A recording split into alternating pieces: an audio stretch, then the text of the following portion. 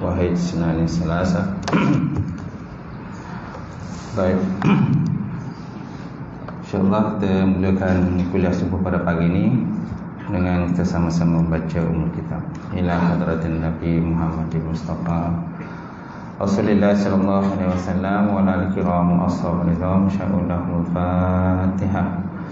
A'udzubillahi minasyaitonir rajim. Bismillahirrahmanirrahim. Alhamdulillahi rabbil alamin. Arrahmanir rahim. Maliki yaumiddin. Iyyaka na'budu wa iyyaka nasta'in. Ihdinas siratal mustaqim. Siratal ladzina an'amta 'alaihim ghairil maghdubi 'alaihim waladdallin. Amin. Assalamualaikum warahmatullahi taala wabarakatuh. Alhamdulillahillazi hadana li hadza wa ma kunna linahtadiya laula an hadanallah. Asyhadu an la ilaha illallah wahdahu la syarika lah wa asyhadu anna Muhammadan 'abduhu wa rasuluh. Allahumma shalli wa sallim ala sayyidina wa nabiyina wa habibina wa maulana Muhammad wa ala alihi wa sahbihi ajma'in. Qala Allah subhanahu wa ta'ala fil Qur'anil Karim. Ba'udzubillahi minasyaitonir rajim. Bismillahirrahmanirrahim. Wattaqu fitnatan la tusibanna alladzina zalamu minkum khassah wa'lamu annallaha syadidul iqab. Sadaqallahul azim. Yang bermaksud takut oleh kamu akan bala bencana yang akan berlaku tidak akan terkena kepada orang-orang yang zalim di kalangan kamu saja, tapi kena kepada semua orang. Dan takutlah oleh kamu wa'lamu annallaha syadidul iqab. Allah Ta'ala itu maha keras balasan siksaan azab. Qala Nabi sallallahu alaihi wasallam kullu ummati yadkhuluna al-jannah illa man aba. Qalu faman ya'ba ya Rasulullah. Qala man ata'ani dakhala al-jannah wa man asani faqad aba. Yang bermaksud setiap daripada umatku masuk dalam syurga kecuali orang-orang yang enggan. Lalu sahabat bertanya kepada Rasulullah, siapakah orang yang enggan? Lalu baginda Rasulullah pun menjawab, man ata'ani dakhala jannah wa man asani faqad aba. Siapa yang taat padaku masuk syurga, siapa yang tidak taat padaku maka termasuk dalam kumpulan orang-orang yang enggan. Yang mati semulakan Tuan Imam, semulakan Tuan Bilal, Tuan Imam, Tuan Bilal, kemudian pengurusi masjid, jawatan kuasa masjid, Tuan Haji, Tuan Hajah, sidang jamaah, muslimin, muslimat, mukminin, mukminat wa ta'ala. Alhamdulillah kita banyakkan puji dan syukur kepada Allah Subhanahu wa taala kerana dengan limpah kurnia dan rahmat kepada Allah dapat bersama sekali lagi pada pagi ini. InsyaAllah kita sambung kitab ulasan kata-kata hikmah Syekh Athaillah Sekandari di muka surat 419. Betul ya? 419 arba'ami'ah wa sita asyar 419. Ibnu Ajibah menyatakan wali melibatkan dua jenis. Wali melibatkan dua jenis wali. Satu jenis wali yang menolong Allah Ta'ala, Rasul dan juga orang-orang yang beriman. Ini wali yang pertama lah. Satu jenis wali yang menolong Allah Ta'ala, Rasul dan juga orang beriman. Ini wali pertama. Satu jenis lagi wali yang dijaga oleh Allah,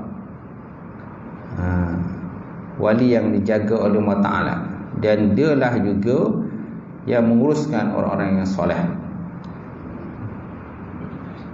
Okay, wali masuk wali apa? Wali ialah orang yang dekat pada Allah. Kalau tulisan kitab, lihat dalam kitab apa tu, hadis 40 tu,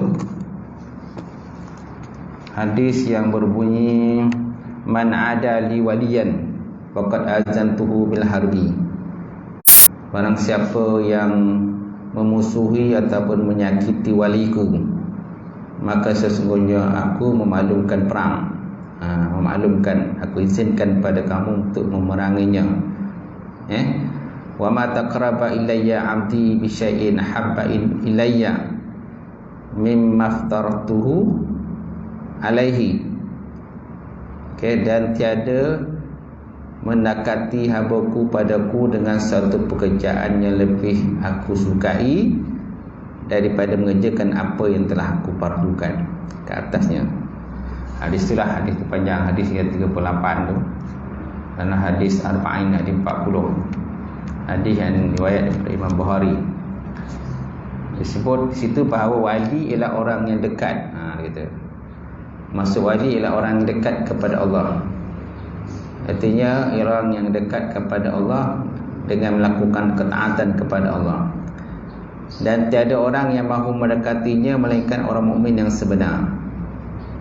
Mana orang wali ini, mana orang yang mukmin yang sebenar lah. Inilah sebabnya Imam Nawawi mengertikan wali dalam hadis tersebut dengan orang-orang yang mukmin, orang-orang yang beriman kepada Allah. Maka orang mukmin yang menjadi wali itulah orang yang tekun lagi tabah dalam mengerjakan ketaatan kepada Allah, meninggalkan maksiat serta memalingkan diri daripada keseronokan dunia. Okey, itu dikatakan wali lah. Kalau sini disebut wali ada dua jenis. Satu jenis wali yang membantu menolong agama Allah Ta'ala lah, menolong Allah dan Rasul dan orang beriman. Satu lagi jenis wali yang dijaga oleh Allah, dan dialah yang menguruskan orang-orang yang soleh. Hadis pun ada macam jenis lah. Ada wali kutub, wali autad dan sebagainya. Baik, Syekh Abu Hasan As-Sadzali pernah menegaskan tanda kewalian ialah redha dengan qada. Ini salah satu pada tanda wali juga. Tanda kewalian itu ialah redha dengan qada dan qadar Allah Ta'ala. Pertama. Yang kedua, sabar menghadapi bala. Sabar menghadapi bala dan juga musibah. Ketiga, wali lari kepada Allah. Yang ketiga, lari kepada Allah dia di saat kesukaran dan juga terdesak. Lari kepada Allah, bukan lari daripada Allah. Lari kepada, bukan lari daripada. Lari kepada Allah di saat kesukaran dan terdesak. Dan yang keempat, kembali kepadanya Allah di saat ditimpa oleh bencana. Di saat ditimpa oleh bencana. Okey, itu dia katakan sebagai wali. Iaitu wali. Mana ada 4 ciri wali dah sebut dalam kitab ini. Dan sebenarnya ada lagi ciri-ciri yang lain lah kepada wali itu. Baik.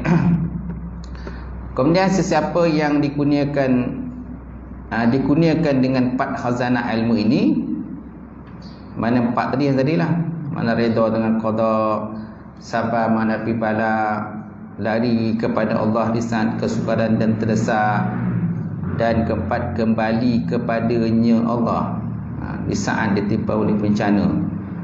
Jadi siapa yang dikurniakan dengan 4 khazanah ilmu ini dan juga Tambah lagi mujahadah diri. Mujahadah diri melawan hawa nafsu. Sahlah kewaliannya kepada Allah, Rasulnya dan juga orang-orang yang beriman. Itu dikatakan sebagai wali Allah Ta'ala, tanda-tanda. Ada tanda-tanda lain lagi. Contohnya doa yang mustajab. Betul tak? Boleh berada dalam dua tempat dalam satu masa. Adalah kelebihan karamah lah. Karamah pun salah satu jugalah tanda menunjukkan bahawa dia sebagai wali Allah Ta'ala. Yang penting apabila dia ada karamah itu, samping itu dia taat pada Allah. Kalau ada karamah tapi tak taat, tak juga boleh kita kan sebagai wali. Mungkin wali syaitan. Betul tak? Baik, seterusnya orang yang dikurniakan dengan khazanah anugerah dan juga kasih sayang, mahabbah, sempurnalah kewalian Allah Ta'ala terhadap dia. Nampak? Jadi orang dikurniakan dengan berbagai khazanah. Macam tadilah, ilmu, amal dan sebagai ketaatan kepada Allah. Kemudian ada sifat mahabbah, kasih sayang kepada manusia. So kat situ kesempurnalah kewalian dia terhadap Allah Subhanahu Wa Taala. Wali yang pertama di atas dinamakan juga sebagai wali kecil. Manakala wali yang kedua dinamakan sebagai wali besar. Wali sigar, asghar dan juga akbar. Baik, pernah ditanyakan kepada beliau bagaimana seorang wali Allah Ta'ala itu membantu Allah. Dia ada orang tanya lah, macam mana wali ni dia boleh membantu Allah, membantu Rasul dan juga orang beriman. Jawab beliau ni siapa? Syekh Hasan Sazali lah, beliau kan. Jawab beliau dengan memujahadah nafsunya supaya melakukan ketaatan kepada Allah Ta'ala. Itu salah satu daripada ciri-ciri wali pun, dia kena mujahadah diri lah, lawan dia punya keinginan nafsunya.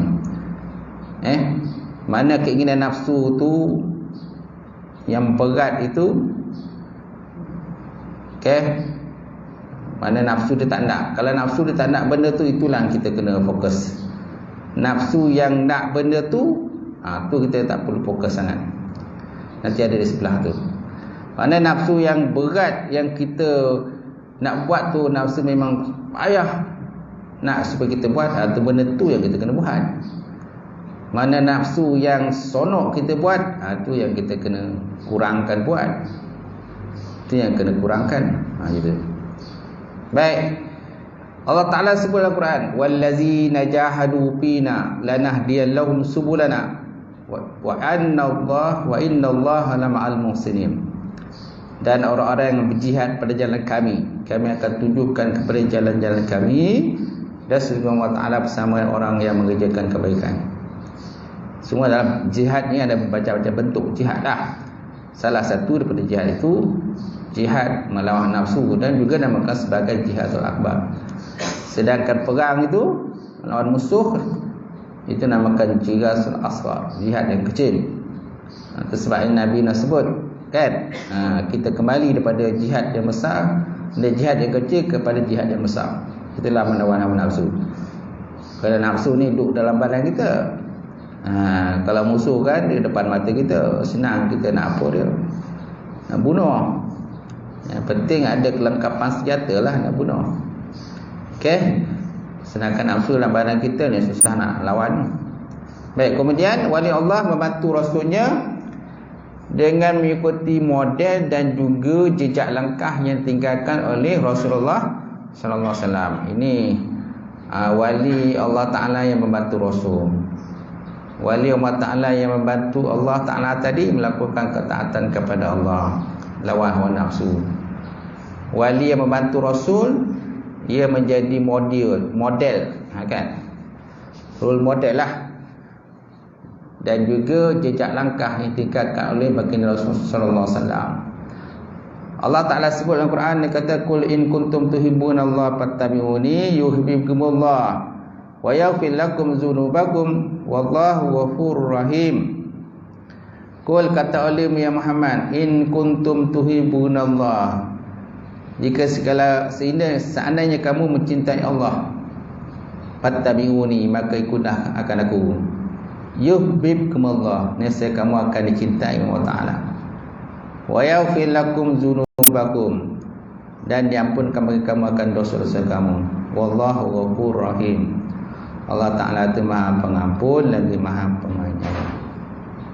Kemudian Allah Ta'ala juga sebut dalam Quran, may yuti'illah wa rasul, wa may yuti'ir rasul faqad ata Allah, wa man tawalla fama arsalnaka alaihim hafiza.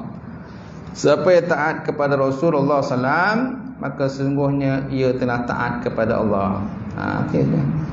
Taat pada Rasul, maka baru taat pada Allah. Wa man tawalla, maka barang siapa yang engkar, berpaling, fama arsalnaka alaihim hafiza, maka janganlah engkau menduka cita wahai Muhammad, kerana kami telah memutuskan untuk mereka menjadi pengawal yang memelihara mereka daripada melakukan kesalahan. Jadi Allah Ta'ala membantu orang beriman dengan mengikuti contoh teladan yang ditinggalkan oleh mereka. Dan ini merupakan tanda-tanda yang menyelami lautan kewalian tadilah. Laut kewalian itu. Itu dikatakan sebagai wali Allah Subhanahu wa ta'ala, insya-Allah. Kemudian yang ketiga,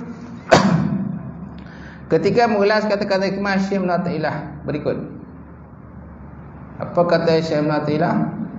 Iza iltabasa alaika imrani fanzur asqalahuma ala nafsi fattabi'hu.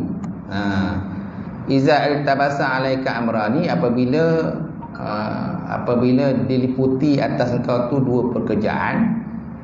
Iltabasa asal berpakaian. Labasa, iltabasa, apabila seorang itu berpakaian, dua pekerjaan, maksudnya dia menghadapi masalah lah, dua pekerjaan tadi, dua perkara. Iza tabasa alaika imrani fanzur asqalahuma, maka tidak oleh kamu akan mana yang lebih berat di antara keduanya, ala nafsi, di atas nafsu, fattabi'u, maka ikut oleh kamu akannya. Jadi mana yang nafsu tu berat nak buat, kat situlah kita lebih fokus, dia kata. Kat situlah yang kita kena memujahadah diri lawan nafsu itu. Kerana nafsu memang tak suka benda yang bawa taat, benda ketaatan nafsu tak suka. Benda yang tak taat tu yang nafsu yang suka buat. Dia kata. Jadi Syekh Asy-Syarqawi, Syekh Al-Syarqawi ni dia termasuk juga yang mengarang kitab Syarqawi Syarah pada Hudhudi. Imam Syarqawi Syarah pada Hudhudi. Kitab Nahwu. Ibn Ajibah Ibn Ajibah pun sama juga. Ibn Ajibah pun dia juga pakar dalam bab nahwu. Malahan salah satu daripada kitabnya, kitab Ajrumiyah tu. Kitab Ajrumiyah tu sebenarnya membahaskan tentang nahwu. Dan Ibn Ajibah ni ulama daripada Maghribi. Ulama Maghribi. Dan nama sebenarnya siapa? Ada nama lain daripada Ibn Ajibah.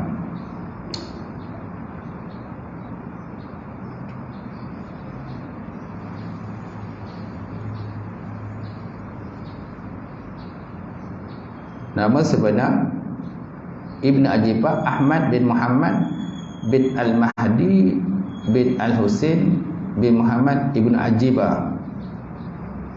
Lahir di Maroko, Maghribi ya. Negeri yang terkenal dengan negeri matahari terbenam, yang pengasas kepada tarikat Siddiqiyah, Darqawiyah, macam-macam tarikat. Ibn Ajibah ni, dia ni pakar dalam nahwu juga, bukan dia pakar dalam tasawuf juga. Malah kitabnya yang bernama kitab Al-Jurumiyah itu, dia bahaskan dalam bab sufi, bab tasawuf, kan?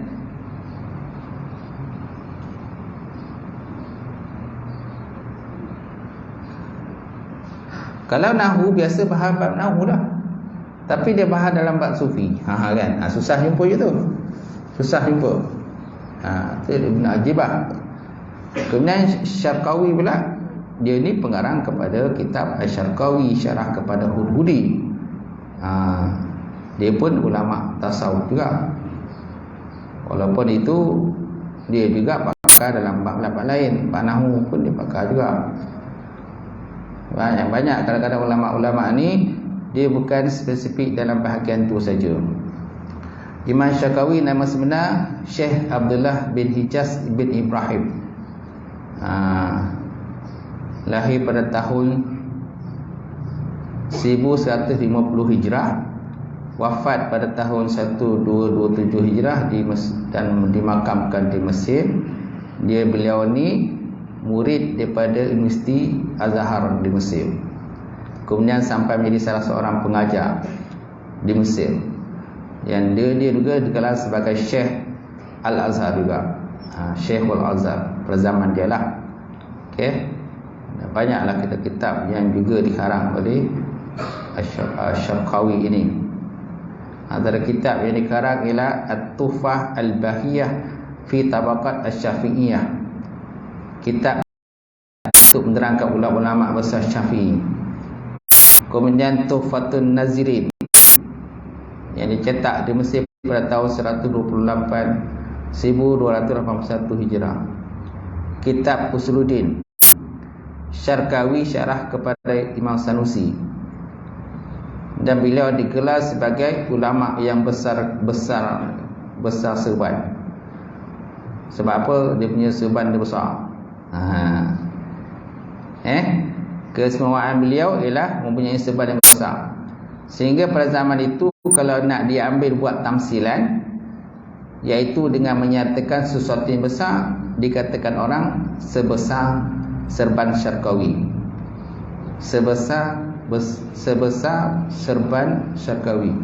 Kalau seorang tu nak buat tamsilan berkenaan dengan besar, jadi mereka akan kaitkan dengan serban Imam Syarqawi. Sebab apa? Sebab serban yang besar. Baik. Seterusnya, jadi Syekh Imam Syarqawi menjelaskan oleh kerana nafsu diciptakan di atas sifat jahil, dia sentiasa berusaha untuk mengelak daripada melaksanakan berbagai hak. Mana benar-benar. Dia cuba mengelaklah tu nafsu lah kerja dia.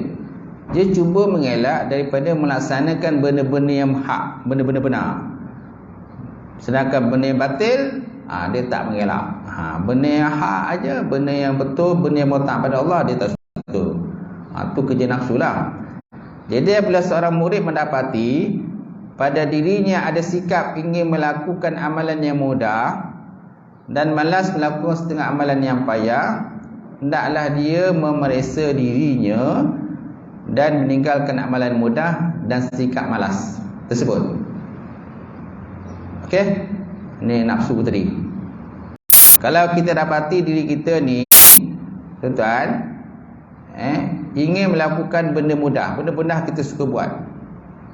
Okey? Benda payah memang malas nak buat lah. Kan? Maksud benda payah ni dalam bab urusan agama, bukan dalam bab urusan dunia. Dalam bab urusan dunia, biasalah kita akan cari benda mudah. Benda mudah, benda simple dan hasilnya besar.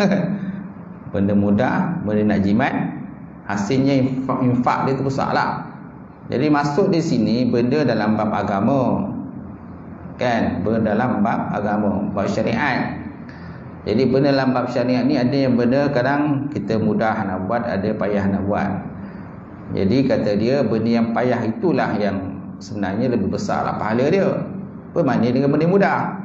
Macam tu. Dan benda mudah ni biasa nafsu memang tak suka nak buat. Benda payah memang nafsu tak suka tak nak buat. Suka tak buat. Dan biasanya kalau benda yang mudah memang nafsu suka nak buat, yang payah susah nak buat aja tu. Baik.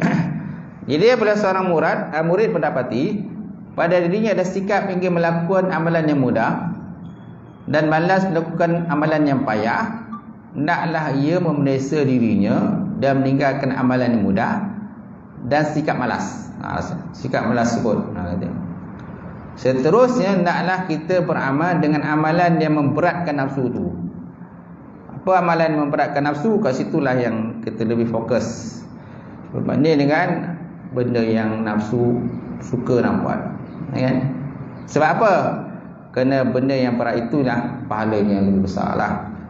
Sudah itu pasal pahala lebih besar yang diberikan Allah Ta'ala berbanding dengan benda yang mudah. Dan banyak kita memang suka cari benda mudah, kan? Memang suka nak benda mudah. Siapa nak buat suka benda payah? Kebanyakan manusia begitu, kan? Biasanya sekiranya beramal dengan amalan yang lebih mudah kepadanya, pelaksanaannya terhadap amalan tersebut di sisi orang-orang yang menempuh perjalanan menuju kepada Allah menjerumuskannya ke dalam golongan nifaq hati. Dia kata, siapa yang suka beramal dengan benda-benda mudah ni, dia kata, dia boleh menjerumus kepada golongan nifaq hati. Ini sekiranya nafsunya tidak tenang beramal dengan benda yang mudah. Sebaliknya, jika nafsunya tenang dengan amalan mudah, dia boleh buat demikian. Dia kata, dia tengok pula ketenangan kita macam mana. Dia kata, kalau benda mudah tu nafsu kita, diri kita tenang buat, boleh buat, dia kata. Bukan mana tak boleh buat. Tapi kalau benda yang mudah tadi, bila kita buat, nafsu kita gementar, jiwa kita, iman kita pun takut dan sebagainya. So kena tinggalkanlah benda yang mudah tadi, ambil benda yang payah tadi, dia kata. Tapi kalau benda yang payah tu pun kita pun menggigil nak buat, dia buat ambil benda yang mudah, kan? Baik, sebelumnya, walaupun ia perlu melihat kepada mana amalan yang lebih besar faedah dalam meningkatkan hal keadaannya, dan hendaklah didahulukan aspek tersebut. Dia kata, mana dia punya infak dia lebih besar, mana pahala lebih besar, kan? Dalam apa juga keadaan kita buat tadi, fokuslah untuk lebih besar. Apalagi kalau pahala kedudukan syurga tu pun besar lah, kan? Syurga pun dah seluas langit dan bumi. Satu tingkat pun dah seluas langit dan bumi. Dia ada 100 tingkat. Takkanlah kita nak duduk tingkat bawah aja, kan? Tentulah nak duduk tingkat atas. Kalau tingkat atas, dia punya view tu lagi cantik lah. Kalau rumah-rumah tingkat-tingkat, tuan-tuan, kita tengok kalau duduk kat atas, semua orang kalau boleh nak duduk tingkat atas sebab view lagi cantik. Tapi masalah bila tak ada air. Duduk rumah macam tingkat, air tak ada. Memang parah atas. Memang jauh, tak mandi lah. Kono pula seminggu tak ada air. Ni Senawang pun tak ada air sini. Senawang tak ada air. Siapa yang duduk Senawang tak ada air? Tak tahu dah ada air ke belum. Air tu paip besar, bocor. Repair paip yang besar. Baik, seterusnya, kemudian terdapat neraca lain, neraca mana timbangan lain yang membezakan yang pertama dengan yang lain. Dari banyak-banyak perkara yang menimbulkan kesemaran kepada anda, iaitu anda menghitung maut datang menjemput anda. Menghitung maut datang nak jemput kita. Mana satu amalan yang menggembirakan anda apabila anda menyebutkan dirinya dengannya adalah merupakan kebenaran, dan selain daripadanya adalah kebatilan belaka. Biasanya hamba yang berada dalam keadaan ini akan keluar daripadanya amalan soleh yang bersih dari sebarang kotoran riak, campuran nafsu dan juga hawa. Apabila berlaku kesamaran pada anda antara kepulan mensibukkan diri dengan ilmu atau menempuh jalan yang dituju oleh orang-orang menuju pada Allah, hendaklah anda melihat manakah keadaan yang lebih anda sukai bagi memudahkan keluarnya ruh anda. Dikala itu naklah anda menyibukkan dengan dia. Okey, ini dalam bab nak keluar ruh pula. Dalam bab kita nak wafat dan meninggal dunia, kan, antara dua amalan, contoh menuntut ilmu dengan sibuk diri benda-benda lain yang mendekatkan diri pada Allah, contoh berzikir ke, baca Quran dan sebagainya. Dalam keadaan ini mana kita kena pilih dia tu? Mana kita nak pilih? Ni menuntut ilmu ni penting, ni berzikir pun penting juga, baca Quran pun penting juga. So mana satu kita nak pilih? Dia kata.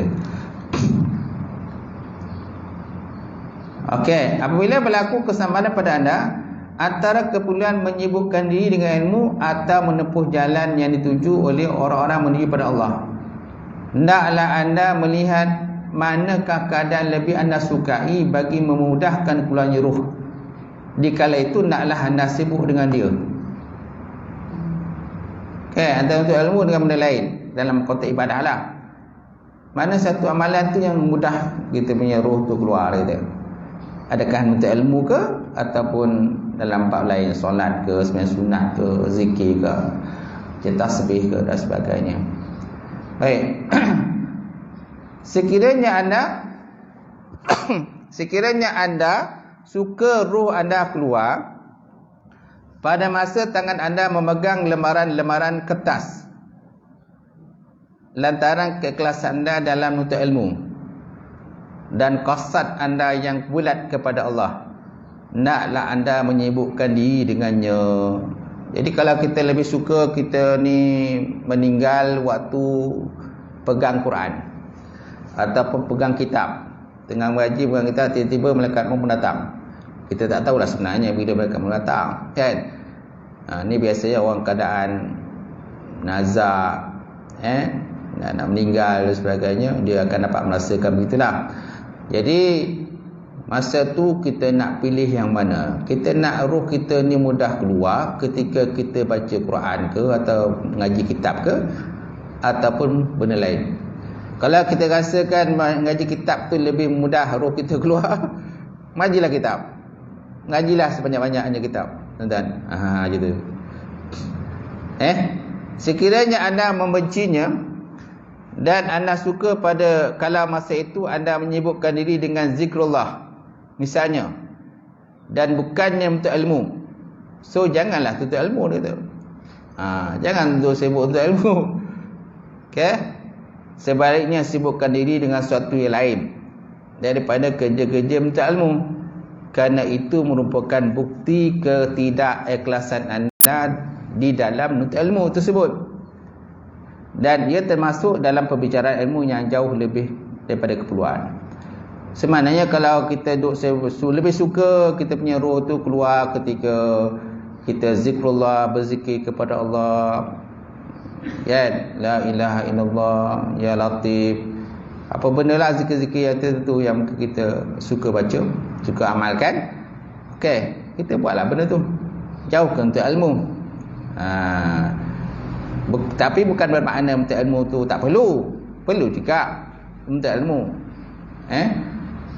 Tapi kalau seandainya berlaku dalam dua keadaan beginilah, kata pengarang, jadi kita sibukkan dengan zikir tadi untuk memudahkan roh kita punya keluar. Kalau seandainya kita untuk ilmu masa tu, sudah tentu akan wujudnya tidak ikhlas, dia kata. Akan wujudnya ketidakikhlasan kita dalam menuntut ilmu. Dia kata. Ini pendapat daripada Syekh Imam Syaqawi lah, dia kata. Kita tengok semula. Sekiranya anda membencinya dan anda suka kalau pada masa itu anda menyibukkan diri dengan zikrullah misalnya, dan bukannya menuntut ilmu, janganlah anda menuntut ilmu. Sebaliknya sibukkan diri dengan sesuatu yang lain, dengan kerja menuntut ilmu daripada kerja untuk ilmu tadi. Contoh zikrullah tadi lah. Kerana ini merupakan bukti ketidakikhlasan anda dalam tuntut ilmu. Sebab kalau kita tuntut ilmu juga macam tu, kita seolah macam tak ikhlas. Badan dia mungkin dalam tuntut ilmu, tapi jiwa tak mana. Kan banyak macam tu. Badannya dalam masjid, dalam surau, dalam pengajian ilmu, tapi pemikirannya tah menerawang tah ke mana. Banyak ingat dengan perkara dunia yang tak selesai. Benda dunia ni kalau ada fikir memang tak pernah selesai. Dan bila-bila pun tak selesai. Kita nak uruskan satu dunia memang tak terurus lah. Baik. Kerana ini merupakan bukti ketidakikhlasan dalam ilmu. Dan dia termasuk dalam pembicaraan yang jauh daripada keperluan, dia kata. Macam tu. Habis tuan-tuan. Kemudian yang keempat, wallahu a'lam bissawab.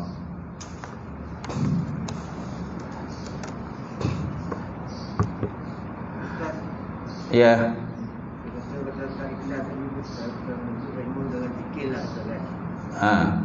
Sekarang ni dia berada dalam penuntut ilmu ni. Dia masih sibuk dalamnya untuk berzikir. Mana? Dia tuntut ilmu. Tapi masa tu dia berzikir. Dia dua, masa tu dua benda dia buat. Jadi pada yang ikhlas tu. Dia nak fokus yang mana? Itulah tu. Dia nak fokus yang mana? Nak fokus untuk ilmu ke ataupun nak fokus pada zikir? Mungkin dia dapat dua pahala lah tu. Dalam untuk ilmu pun dia dapat pahala, berzikir pun dapat dua pahala. Dapat pahala juga. Cuma macam kurang adab lah. Kurang adab dalam mengaji ilmu. Sebab orang semua nak mengaji, kita semua nak berzikir. Kalau macam tu, pergi ke tempat lain. Pergi ke tempat lain berzikir. Dia kadang-kadang masjid ni besar ruang kan, besar, pergilah buat belakang, nak zikir-zikir lah. Itu pun yang dia kata dan tak ikhlas untuk ilmu tadi. Susah dia cakap. Susah dalam hati je. Tapi kalau ikut kat sini, tidak ikhlas lah. Dia sendiri tahulah mana benda dalam hati dia, ikhlas ke tak ikhlas. Kemudian dari segi adab pun kurang lah, kurang adab. Kita mengaji tu, guru mengajar ni, kita tiba berzikir. Mungkin niat dia, orang yang macam tu, mungkin dia nak dapat dua pahala lah. Satu pahala tu ilmu, satu pahala berzikir. Tapi di segi adab dia kurang lah, adab dia. Orang tu sibuk mengaji, kau tak sibuk berzikir. Betul tak? Tapi bila time program berzikir, kau tak berzikir pula. Bila time berzikir betul-betul berzikir pun tak ada. Muka pun tak nampak. Bila masa kan yang dia dapat berzikir betul-betul, tak tahu. Okey. Jadi maknanya keikhlasan tu pada dia lah. Tapi kalau daripada segi kitab tadi, maknanya orang yang macam tu memang tidak ikhlas lah. Betul. Dia buat dua kerja dalam satu masa. Orang duduk mengaji, kita duduk berzikir. Kalau kita nak berzikir, pergilah tempat lain.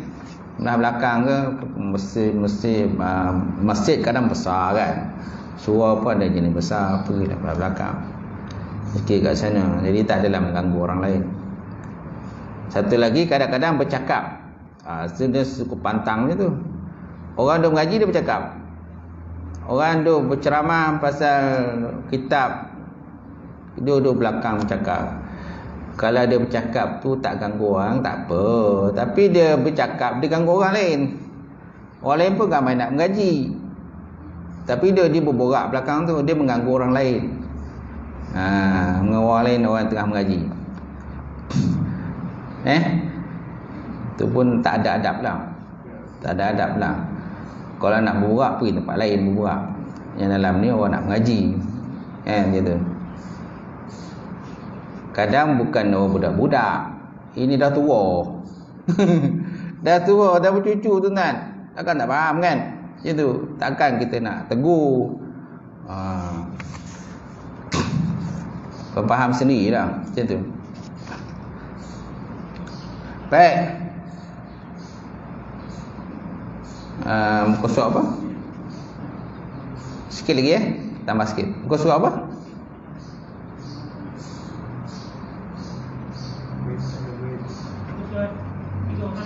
Ha? 308. Tarikat. Okey, jadi lihat sikit tentang tarikat. Mengenai tarikat. Tarikat, terdapat tarikat-tarikat yang al-muqtabarah. di dalam Islam. Mutabarah ni yang diiktiraf lah. Tarikat-tarikat yang muktabarah dalam Islam dan sangat banyak jika dapat bersama dengannya. Tarikat yang benar dipimpin oleh guru-guru yang mursyid. Mursyid mana yang boleh menunjukkan jalan. Yang boleh menunjukkan ahli tarikat ke jalan yang benar dan redai Allah Ta'ala dan ilmu syariat dan juga hakikat. Kemudian antara ciri tarikat sufi, berpegang teguh dengan Quran dan Sunnah. Sebab tarikat tasawuf mesti melalui kaedah Quran dan Sunnah. Kalau dia tinggalkan Quran dan Sunnah tu arti bukan tarikat. Dia mesti asasnya tu Quran dan Sunnah Rasulullah sallallahu alaihi wasallam. Macam mana hebat tarikat dia, macam mana pun sampai ada yang terbang ke udara, menyelam dalam air dan sebagainya. Yang penting dia punya asasnya Quran dan Sunnah. Kalau tak ada Quran dan Sunnah, tak bolehlah kita terima lah. Itu sebabnya nak mohon tarikat pun, kalau Syekh ni 9 ni dia ada ikut kena fatwa kan. Kena fatwa kan, kalau fatwa benar kan barulah boleh amalkan tarikat tu. Dia kena melalui jawatan mufti lah ni 9 ni. Tak ada jawatan mufti, tak lalu jawatan mufti yang tak diiktiraf lah. Kalau jawatan mufti dah siasat dan dah selidiki sebagai tarikat betul benar, barulah boleh diamalkan. Gitu. Setiap perkara yang menyalahi Quran dan Sunnah, maka dia bukan sebahagian pada tarikat. Malah tarikat sendiri menolak perkara itu dan melarangnya. Jadi mana-mana yang menyalahi Quran dan Sunnah Rasulullah, yang kata sembahyang tak wajib, puasa tak wajib, sebab apa? Dia kata aku tarikat. Tarikat ni aku dah tinggi dah. Aku ambil isi je, kulit tak ambil. Yang lain-lain ni semua kulit lah. Apa-apa yang tuan-tuan amalkan semua kulit. Kami ini semua ambil isi je, kulit tak nak. Jadi maknanya amalan dia tadi menyalahi Quran dan Sunnah. Itu bukan tarikat nama dia. Dia bukan sebahagian tarikat. Kemudian tarikat tidak mengajarkan ajaran-ajaran yang terpisah daripada syariat. Nampak? Tetapi arah mempersiapkan manusia menuju kepada intinya. Kemudian hukum orang yang menyatakan tarikat bukan datang pada Quran dan hadis. Al-Alim Al-Alamah Syekh Abdul Samad Al-Palimbani dalam kitabnya Sirus Salikin, Sir Salikin dan Hidayatus Salikin kan. Hidayatus Salikin kan sama juga. Yang dikarang Syekh Abdul Samad Al-Palimbani juga. Sir Salikin pun sama juga. Sir Salikin tu ada berapa jilid? 4 jilid. Sir Salikin ada 4 jilid. Dia ada bahasa Jawi tu, dia ada Rumi pun ada. Baik, kemudian Hidayatus Salikin ada 1 jilid je. Dia ada cetakan lama, Jawi lama, dan ada yang baru. Ada yang dalam Rumi pun ada. Yang dikarang oleh alim, dia seorangnya alim, Syekh Abdul Samad Al-Palimbani. Baik, apa dia kata? Dan ditakati olehmu bahawa engkau kata bahawasanya tarikat ahli sufi itu tiada mendatang akan dia oleh kitab iaitu Quran, dan tiada mendatang akan dia oleh sunnah, iaitu hadis Nabi sallallahu alaihi wasallam. Maka barang siapa menyatakan demikian, nescaya jadi kafir. Siapa yang menyatakan bahawa tarikat ni dia bukan daripada Quran dan daripada sunnah, maka dia jadi kafir, dia kata. Maka takutlah oleh kamu akan dia. Gitu. Ni bahasa klasik lah, bahasa Jawi lama. Dan takut oleh kamu akan engkau. Kata bahawasanya tarikat ahli sufi itu tiada mendatang akan dia oleh kitab, iaitu Quran, dan tiada mendatangkan dia oleh sunnah, itulah hadis. Maka barang siapa menyatakan demikian, nescaya jadi kafir. Kemudian satu faedah, Syekh Mustafa Al-Bura, ni pengarang daripada kitab Fiqh Minhaji ni. Kan Fiqh Minhaji yang diterjemahkan itu di atas mufti itu, dia ada 3 pengarang. Antaranya Dr. Mustafa Al-Bura. Kemudian ada lagi tu Dr. Mustafa Akin. dan juga Al-Yasubalji. Jadi Mustafa Al-Bugha ni salah seorang pengarangnya. Dia ni seorang ulama besar Islam zaman ini, dan dia ahli sufi, dan dia pun tarikat juga. Dia pun tarikat.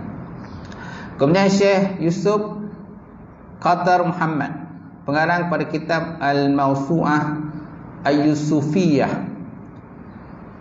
Mawsu'ah ni maksudnya ensiklopedia. Ensiklopedia tu yang biasa banyak jilid lah kan. Dia banyak jilid. Al-Yusufiyah muka surat 79 berkata bahawa Dr. Syekh Mustafa Al-Bugha berkata, sami'tuhu yaqul ana sufiyun. Sami'tu yaqul ana sufiyun wa ahastu tariqah asy-Syaziliyah wa qala ana Syekhi Muhammad Al-Hashimi wa Syekhu Abu Khairi Al-Maidani. Dia kata aku mendengar dia, Syekh Mustafa Al-Bugha berkata, aku seorang sufi dan aku mengambil tarikat Asy-Syaziliyah. Dan dia, Syekh Mustafa Al-Bugha berkata, aku syekhku iaitu Syekh Muhammad Al-Hashimi yang wafat pada tahun 138 Hijrah, dan Syekh Abu Khair Al-Madaini. Ini semua orang yang mengarang, yang kata orang-orang sufi lah, ada tarikat. Golongan musuhi tasawuf dan ahli tasawuf tidak amanah. Golongan memusuhi tasawuf dari tasawuf kadang-kadang bersikap tidak amanah ada ilmu. Dia kata golongan yang memusuhi orang tasawuf dan ahli tasawuf kadang-kadang dia bersikap tak amanah ada ilmu. Buktinya kerana sikap memusuhi tasawuf, mereka sanggup membuang Al-Bait di dalam Diwan Imam Syafi'i muka surat 89 yang ada kaitan secara langsung dengan ilmu tasawuf. Membuang bait dalam Diwan Imam Syafi'i. Ini seterusnya membuktikan bahawa Imam Syafi'i adalah salah seorang ahli tasawuf. Walaupun beliau lebih kenali dengan imam mazhab, dia kata ini kerana orang yang berada dalam kedudukan Imam Syafi'i mustahil berkata sesuatu yang beliau sendiri menyalahi perkataannya. Bait yang dimasukkan itu ialah ini dia punya bait tu, bait syair lah, maksud bait tu bait syair. Faqihan wa sufiyan fakun laisa wahida fa inni haqqullah iyyaka ansahu fazalika qasin lam yazuk qalbuhu tuqa wa hadza juhulun kaifa zul jahdi yasluh. Wa hadza juhulun kaifa zul jahdi yasluh. Apa maksudnya? Menjadi seorang faqih dan seorang sufi, maka jadilah oleh kamu akan kedua-duanya. Antara faqih dengan sufi ini jadilah dua-dua, jangan pilih satu. Menjadi seorang faqih dan seorang sufi, maka jadilah kedua-duanya. Maka aku dengan hak Allah Ta'ala menasihatkan kamu tentangnya. Ini kerana orang faqih boleh menghukum tetapi tidak merasakan kelazatan takwa. Dia kata fazalika qasin lam yazuk qalbuhu tuqa. Ini kerana orang faqih boleh menghukum tetapi tak merasakan kelazatan takwa tadi. Sedangkan orang jahil wahaza juhul kaifazul jahli yasruh. Sedangkan orang jahil, bagaimana orang jahil boleh memperbaiki orang lain? Sudah tentu orang jahil tak boleh memperbaiki orang lain. So antara faqih dengan jahil ni, faqih dengan sufi, sebaiknya kita ambil dua-dua orang. Janganlah kita tinggalkan. Janganlah kita hanya ambil sufi sedangkan faqih kita tinggalkan. Janganlah kita ambil faqih sedangkan sufi kita tinggalkan. So ambillah dua-dua. Kerana dengan sufi itulah maka akan kita merasakan kelezatan takwa kepada Allah Subhanahu wa taala. Kata wallahu a'lam bissawab. Cukuplah perbincangan kita pada pagi ini. A'udzubillahi minasyaitonir rajim. Bismillahirrahmanirrahim. Alhamdulillahirabbil alamin wassalatu wassalam ala syafi'il mursalin wa ala alihi washabbihi ajmain. Allahumma zidna ilman nafi'a wa yaqinan shadiqa wa amalan mutaqabbala wa rizqan halalan mubarakatan katsira wa siyan nafatan ya alim nawalana qulubana bi nuri ma'rifatika wa aftahna futuh arifin. Allahumma faqina bidin, Allahumma faqina bidin. Allahumma ja'al hadza jam'an marhuma wa tafarruqana min ba'di tafarruqan ma'suma. Allahumma barik lana fi Rajab wa Sya'ban wa ballighna Ramadan. Rabbana atina fid dunya hasanah wa fil akhirati hasanah wa qina azabannar. Walhamdulillahi rabbil alamin.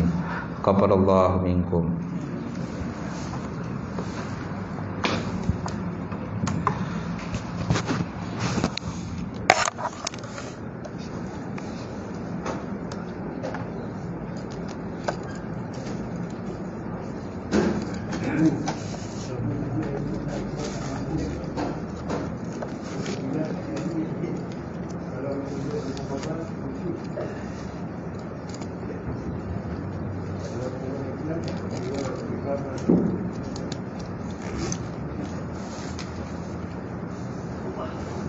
Betul begitu. Macam biasa.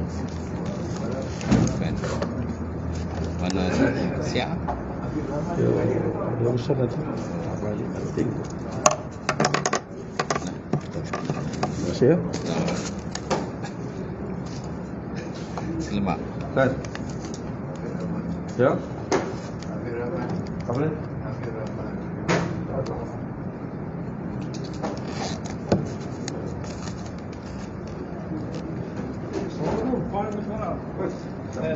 Sampai.